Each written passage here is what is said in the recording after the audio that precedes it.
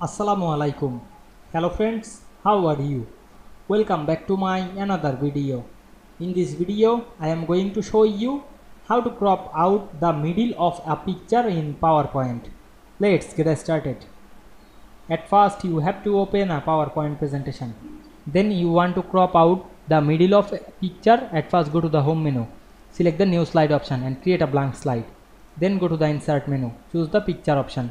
Then choose picture from our file. Now I am select the image and click insert. Then resize the image.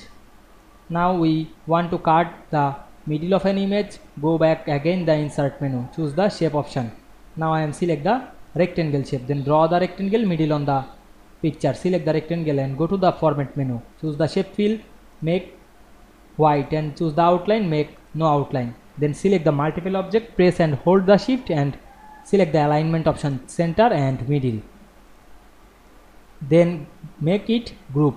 Now we can see we cut out middle of an image very easily. I hope you enjoyed the video. Please like, comment, share and subscribe my channel. Thanks for watching.